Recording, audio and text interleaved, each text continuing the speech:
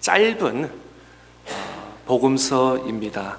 또 간략하게 소위 get to the point 하는, 또 urgency, 긴박감을 가지고 마가복음은 복음서 중에서도 그렇게 기록한 것을 보게 됩니다. 어떻게 보면 어떤 군덕지가 없이 아주 핵심 복음을 정확하게 명확하게 기록한 것이 복음서에서 특별히 마가복음이라고도 할 수 있겠습니다. 우리가 잘 아는데도 마태복음 말씀은 유대인들, 사도 마태는 유대인들 대상으로 그들의 어떤 역사라든지 철학이라든지 관습이라든지 그런 것을 염두하면서 복음서를 어떻게 시작을 했냐면, 마태복음 1장 말씀에 보면은 아브라함과 다윗의 자손으로 하면서 예수 그리스도를 기록한 것을 보게 됩니다. 그래서 유대인들 그러면은 자기의 조상 아브라함의 이름이 들어가지 않으면 내가 이 복음서를 들을 이유가 없다라고 이렇게 마음의 문을 닫기 때문에, 바로 마태복음은 그 유대인들의 정통과 또 그들의 철학을 알고 아브라함부터 마태복음을 기록한 것을 보게 됩니다. 또 누가복음은 헬라인들, 그 당시에 헬라인들을 대상으로 쓴 복음서입니다. 그래서 예수님의 족보를 예수님으로부터 시작해 아담과 아람을 지으신 하나님으로 올라가는, 그래서 전체적으로 헬라 그러면 우리가 또 철학을 중요하잖아요. 그래서 하나님, 또 아담 태초부터 창세기부터 해서 예수 그리스도의 탄생까지 이렇게 상세하게 기록한 것입니다. 그런 반면에 또 요한복음은 누구를 따로 지칭하지 않고 온 인류의 대상을 위해서 특별히 예수 그리스도는 하나님의 아들이십니다 라는 명확하게 복음을 시작부터 이렇게 시작하는 것을 볼 수 있습니다. 그래서 요한복음 1장 1절에는 태초에 말씀이 계시니라 라고 하면서 이렇게 시작하는 것을 복음서를 보게 됩니다.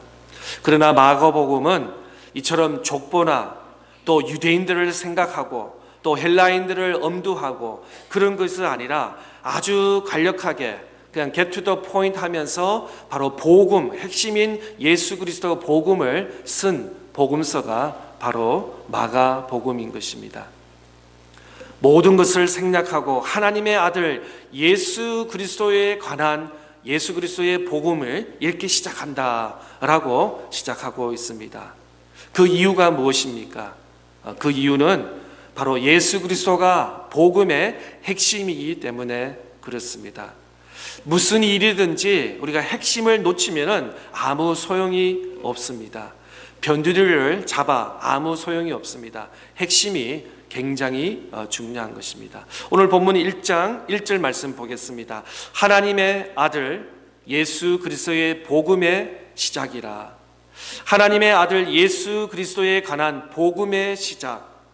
여기서 시작은 먼저 마가복음 전체를 시작하는 내용의 말씀이고, 둘째는 예수 그리스도에 관한 복음의 시작이라는 뜻을 가지고 있습니다. 그리고 마가의 복음이 아니라, 이것은 마가의 어떤 철학이라든지 자기의 어떤 습관이라든지 경험이라든지 노하우라든지 이런 것이 아니라, 바로 마가는 바로 이 복음이 무엇이냐면은 바로 예수 그리스도의 복음으로 시작한다라고 이렇게 정확하게 클리어하게 기록하고 있습니다. 가끔가다 우리 신앙생활을 오래 하신 분들은 마이 복음 혹은 내가 복음, 내가 복음, 누가 복음이 아니라 내가 복음이라는 것을 아마 신앙생활 주일학교라든지 오래 다니신 분들은 알 것입니다. 이것은 굉장히 이단에 가까운 것입니다. 성경을 읽는데도 내 마음대로, 내 원하는 대로, 내 방식대로, 내 생각대로 이렇게 해석을 한다든지 아니면 끼워 맞춘다든지 이러면 굉장히 위험 요소가 있는 것입니다. 아니면 내가 지난밤에 어떤 환상을 봤다, 어떤 숫자를 봤다, 어떤 빛을 봤다, 어떤 도시에 어떤 내가 서 있는 걸 봤다라는 환상에 너무 그 중심으로 해서 해석을 한다는 것은 굉장한 위험의 요소가 있는 것입니다. 다시 마가복음 1장에서는 사도 마가는 내가 생각하고 내가 기록한 것이 복음이 아니라 바로 복음은 예수 그리스도만 복음이다 라고 명확하게 말씀하고 있습니다. 그러면 과연 이 복음, 굿뉴스, 가스펠 아니면 유앙겔리온이라는 것이 무엇입니까? 물론 복음은 기쁜 소식입니다. 세상에 우리가 이 땅에 살면서 기쁜 일이 많을 수도 있습니다. 아이들이 자라나면서 아이들이 또 부모 앞에서 장기 자랑을 하면서 오늘 또 저도 깜짝 놀랐는데 우리 교회 학교 아이들 5명이 여자아이 5명이 예쁘게 한복을 입고 왔습니다. 그래서 아주 너무 좋아서 제가 앞에 이렇게 사진을 찍었습니다. 아주 아침부터 예쁘게 왔는데 아이들을 통해서 우리가 이 땅에 살면서 정말 기쁜 날이 얼마나 많습니까? 그런데 여기서 말하는 기분은 그런 어떤 즉각적이고 순간적인 기쁨이 아니라 바로 예수 그리스도로 말미암아 생기는 기쁨을 말하고 있습니다. 이것은 죽은 기쁨이 아닙니다. 아니 살아있는 기쁨입니다. 아니 벌쩍벌쩍 뛰고 싶은 기쁨이다. 아니 생동감이 있는 것을 보게 됩니다. 동시에 이것은 우주적인 나만이 아니라 우리 온 우주적인 기쁨이라는 것입니다. 복음이 중요한 것은 바로 예수 그리스도의 복음이 주제이고 저자이고 하나님의 아들이기 때문에 그렇습니다.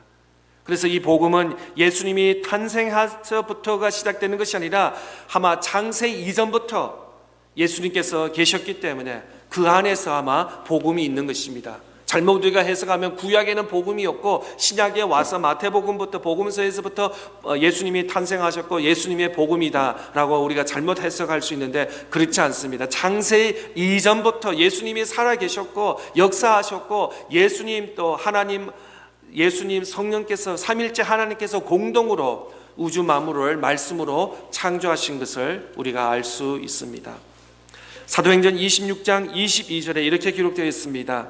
하나님의 도우심을 받아 내가 오늘까지 서서 높고 낮은 사람 앞에서 증언하는 것은 선지자들과 모세가 반드시 되리라고 말한 것밖에 없으니, 이 말씀을 통해 모세와 예언자로부터 이 복음이 예언했다는 것을 잘 알 수 있습니다. 복음은 순간적으로 내게 말하는 것도 생각하는 것도 아닙니다. 창세기부터 지금까지 계속해서 여러 방법을 통해서 표현된 말씀입니다. 그래서 사도 바울은 말씀에서 종교 개혁이 일어났고 핵심이 바로 복음이라고 말씀하고 있습니다.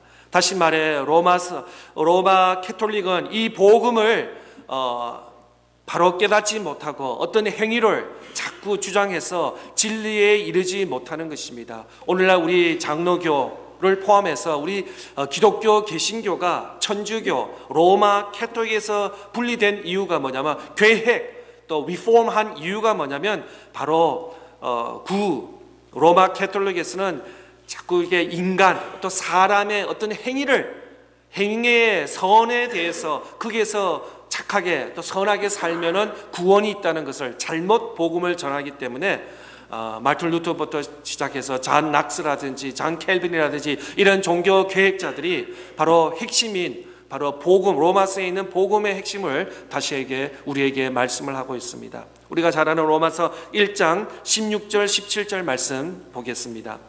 내가 복음을 부끄러워하지 아니하노니 이 복음은 모든 믿는 자에게 구원을 주시는 하나님의 능력이 됨이라. 먼저는 유대인에게요 그리고 헬라인에게로다.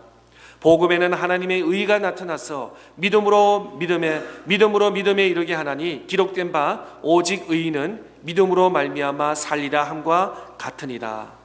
바로 예수 그리스도, 복음의 핵심이 바로 예수 그리스도라는 것을 아마 500년 전에, 정확하게 505년 전에 1517년도에 종교 계획자들은 그것을 위해서 목숨을 바치면서 부르짖은 것이 바로 예수 그리스도 안에 복음에는 부끄러워하지 아니하고 그에는 죄 용서함과 하나님의 자녀가 되는 것과 또 더 나아가서 의로 말미암아 믿음으로 구원을 받는다. 행위와 착함과 또 착하게 선한 행위로 받는 것이 아니라고 분명히 복음서에서 우리에게 말씀하고 있습니다.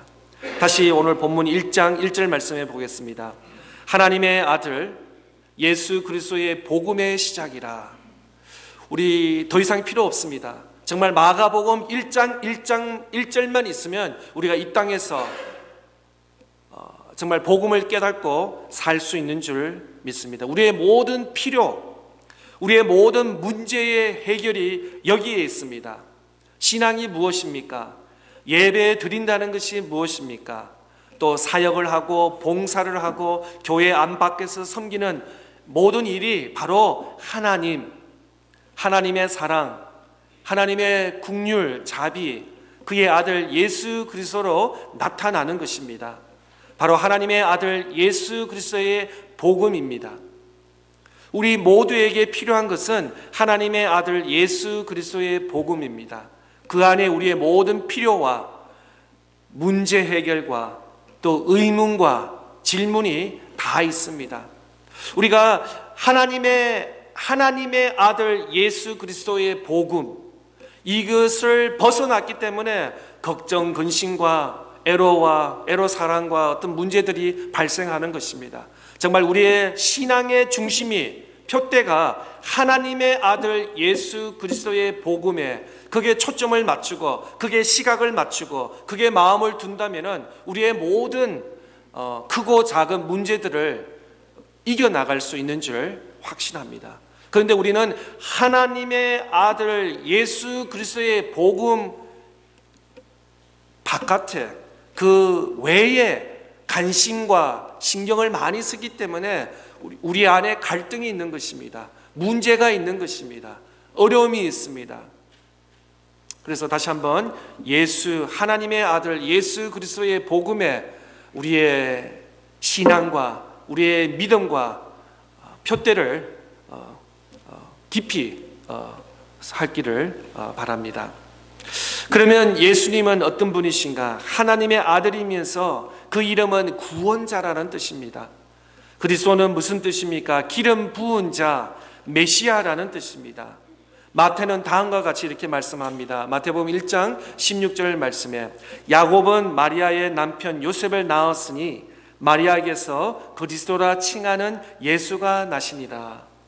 옛날 이스라엘 사람들은 국가적으로, 군사적으로, 종교적으로, 개인적으로 아주 광범위험하게 메시아를 생각했습니다. 그래서 구약의 사람들은 메시아를 기다리고 메시아를 의식하고 메시아의 날을 바라봤던 것입니다. 그런데 예수님의 공식 명칭은 그리스도입니다. 지저스는 이름이고 크라이스트, 그리스도인은 그의 어떤 포지션, 그러니까 기름 부은 자, 또 구원자, 구세주라는 그런 이름이 뜻이 포함이 된 것입니다. 선지자처럼 제사장처럼 왕처럼 기름을 부음 받은 자다라는 그런 뜻을 가지고 있습니다. 이렇게 인간으로 오신 메시아에 대한 최종의 증인이 나타나는데 바로 세례 요한인 것입니다. 혹시 그런 일은 없겠지만 여러분이 교통사고를 났다든지 아니면 사업을 하면서 법률에 있으면은 내가 아무리 어떤 말을 이거는 이렇습니다, 이거는 저렇습니다 주장하더라도 나의 가족이 아닌 다른 3자가 witness, 증인을 해주면은 그는 확실할 것입니다. 저 사람은 저런 사람이 아니다. 이것은 이 문서는 이런 것이다, 저런 것이다 라고 가족이 아닌 3자가 증언해 줄 수 있는 그 법정에서는 효율이 있는 것을 보게 됩니다. 바로 예수님께서 아무리 내가 하나님의 아들이고 나는 인류를 구원하러 왔다라고 하는 것보다 이전에 세례 요한이 먼저 이 땅에 예수님보다 6개월 전에 나타나서 세례 요한을 선포하십니다. 말씀을 선포합니다. 더 나아가서 물로 세례를 줍니다. 그러면서 예수님에 대해서 말씀을 하는 것을 보게 됩니다. 오늘 본문 2절, 3절, 4절 말씀 보겠습니다. 선지자 이사야의 글에 보라, 내가 내 사자를 내 앞에 보내노니 그가 내 길을 준비하리라. 광야에 외치는 자의 소리가 있어 이르되 너희는 주의 길을 준비하라. 그의 오실 길을 곧게 하라. 기록된 것과 같이 세례 요한이 광야에 이르러 죄 사함을 받게 하는 회개의 세례를 전파하니. 마가복음에서는 예수 그리스도에 관한 복음의 시작을 말씀하고 있습니다. 그리고 세례 요한을 등장시키면서 이 사람이야말로 유일한 하나님의 아들 예수 그리스도의 증인이라고 마가복음이 이렇게 말씀하고 있습니다. 하지만 그는 당시에 태어난 증인이 아니라 이미 오래전에 예언의 이사야에서 언급한 사람이었습니다.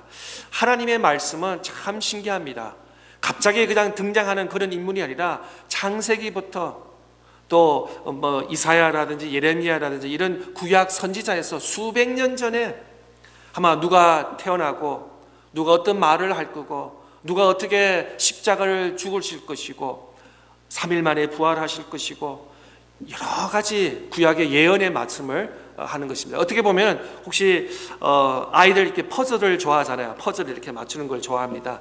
아이들 머리도 기능도 좋아지고 성경은 보면은 이렇게 구약과 신약과 창세기 말씀과 또 시편의 말씀과 또 이사야 말씀이 따로따로 있는 것이 아니라 하나가 되는 그런 읽다가 보면은 연결고리를 찾게 되고 커넥션이 되는 것을 바라볼 때 정말 성경은 정말 우리가 하나님의 말씀이 아니라고 부인할 수 없는 그런 정확성이 하나님의 말씀에 있는 줄 믿습니다. 세례 요한은 어떤 사람입니까? 자기 자신을 예수님의 심부름꾼 또 예비자 그런 의미에서 구약의 마지막 책인 말라기에서 보면 그에 대한 예언이 이렇게 기록되어 있습니다. 말라기 3장 1절 말씀에 만군의 여호와가 이르노나 보라 내가 내 사자를 보내리니 그가 내 앞에서 길을 준비할 것이요 또 너희가 구하는 바 주가 갑자기 그의 성전에 임하시리니 곧 너희가 사모하는 바 언약의 사자가 임하실 것이다. 구약을 마치면서 말라기에서 바로 예수 그리스도 하나님의 어린 양 하나님의 독생자 예수 그리스도의 탄생과 또 그에 대한 삶에 대한 미리 예비를 하신 것입니다. 그러면서 신약과 구약의 목적을 복음이라는 한 단어로 연결시키는 것입니다. 구약과 신약을 연결시키는 것이 바로 예수 그리스도, 바로 복음 핵심이신 바로 예수 그리스도를 연결을 시키고 있는 것입니다. 구약의 끝과 신약의 시작이 바로 복음인 것입니다. 복음. 구약이 쓰여진 이유가 뭐냐면 바로 예수 그리스도 하나님의 아들 우리를 대신하여서 십자가에 못 박혀 죽으시고 생명, 구원, 영생을 주시기 위한 십자가 또 십자가로 신어서 예수 그리스도를 시작해서 앞으로 오실 예수 그리스도 재림에 대해서도 연결하는 그것이 천국 왕국이 컴플리션 되는 그런 코날리지라 그럴까요? 우리 시간적의 어떤 그런 시대의 흐름에 우리가 살고 있는 것입니다. 마가복음 1장에서는 복음의 시작이다 라고 단어를 썼는데 이 복음의 시작이라는 다른 말로 하면 우리가 잘 아는 할렐루야 라든지 아니면 아멘이라든지 그렇습니다. 하나님의 이름을 찬양합니다. 하나님 이름을 높입니다. 아니면 믿습니다. 아멘 그렇습니다 라는 그런 회답이라는 것과 마찬가지인 것입니다. 둘째로 세례 요한은 어떤 사람입니까? 광야에서 자신의 사역을 시작한 사람입니다.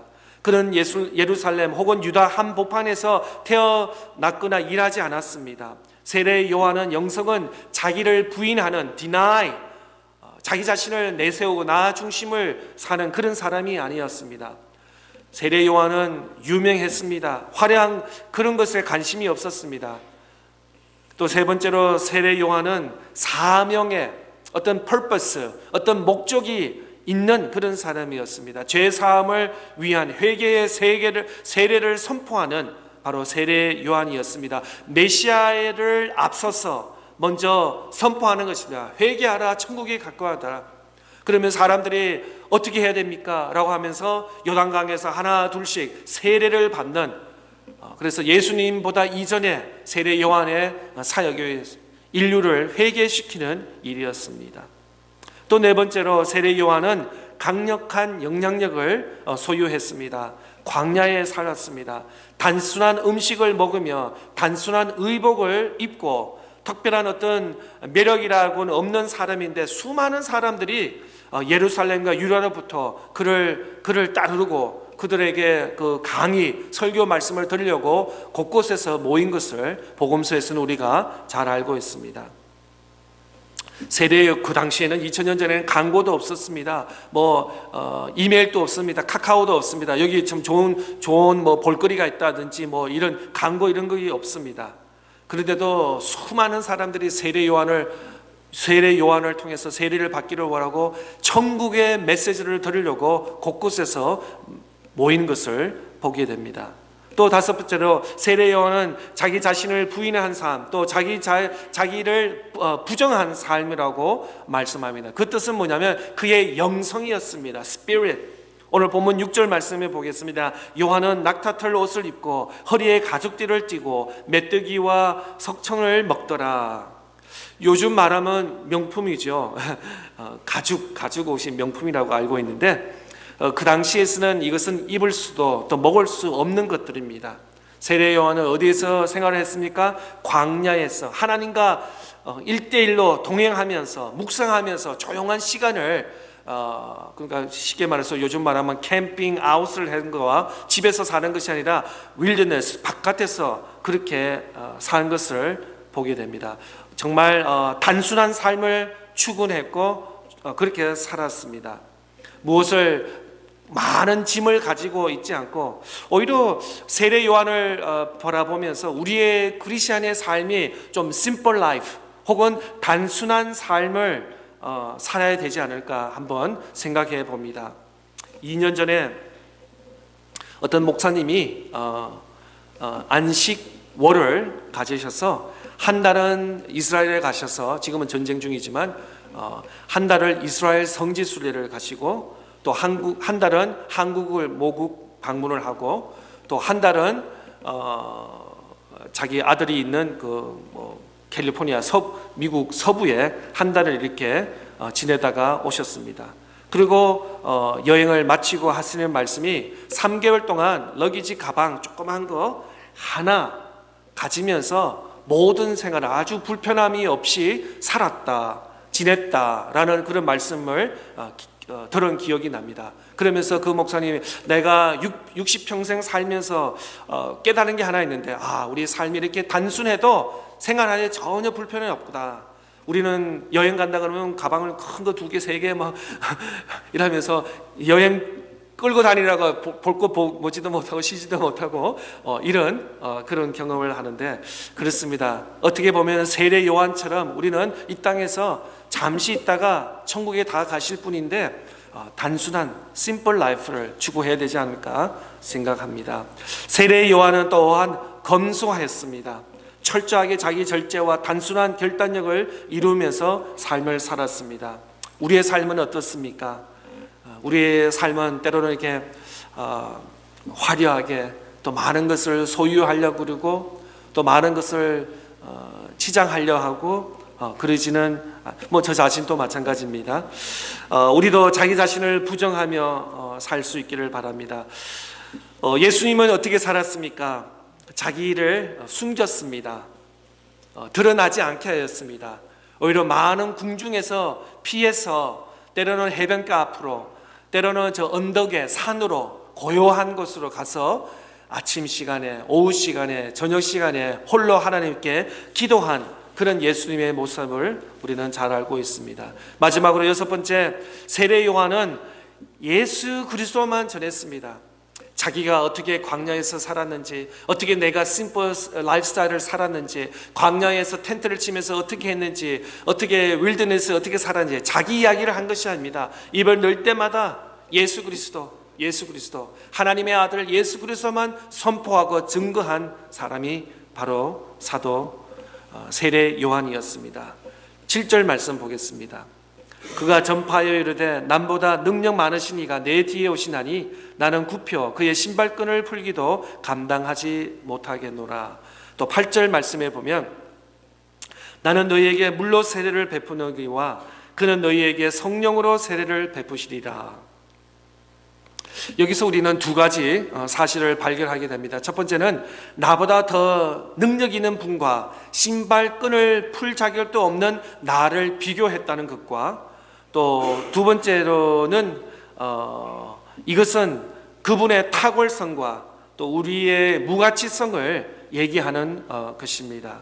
또 두 번째는 세례 요한은 물로 세례를 주는데 이 다음에 오실 하나님의 아들 메시아 예수 그리스도는 발로 불로 세례를 준다, 성령을 가리키면서 말씀을 하고 있는 것입니다. 세례 요한은 물로 세례를 주지만 앞으로 오실 메시아 하나님의 아들은 불로 세례를 준다라고 말씀하고 있습니다. 오늘 본문을 읽지 않지만 9절, 10절, 11절 말씀 보겠습니다. 그때 예수께서 갈릴리 나사렛로부터 와서 요단강에서 요한에게 세례를 받으시고 곧 물에서 올라가실새 하늘이 갈라짐과 성령이 비둘기 같이 자기에게 내려오심을 보시더니 하늘로부터 소리가 나기를 너는 내 사랑하는 아들이라 내가 너를 기뻐하노라 하시니라. 예수님은 모든 인류를 위해 대신 세례를 받으신 것입니다. 세례를 받는 자는 것은 죄인이 세례를 받는 것입니다. 그런데 하나님 아들 예수 그리스도는 죄가 없습니다. 흠이 없습니다. 조그만 죄도 없습니다. 세례 받을 이유가 없습니다. 그러나 우리에게 모범을 보여주셔서 인류를 대신해서 세례를 받으신 것입니다. 왜 예수님이 십자가에 못 박혀 죽으셨습니까? 예수님이 죄를 범했습니까? 범죄를 했습니까? 도둑질을 했습니까? 언행을 틀었습니까? 십자가에 죽으실 만큼의 큰 죄를 범했습니까? 아닙니다. 죄가 없었습니다. 그분은 죄 때문에 우리를 대신해서 세례를 받고 그가 죄를 지었기 때문에 십자가에 든 것이 아니라 우리 온 인류를 죄를 대신하기 위해서 본인이 십자가에 못 박혀 죽으신 것입니다. 세례를 받으신 후에, 물로 세례를 받으신 후에 어떤 일이 있습니까? 물에서 막 올라오신 뒤에 하늘이 열렸다고 합니다. Open the heaven gates door.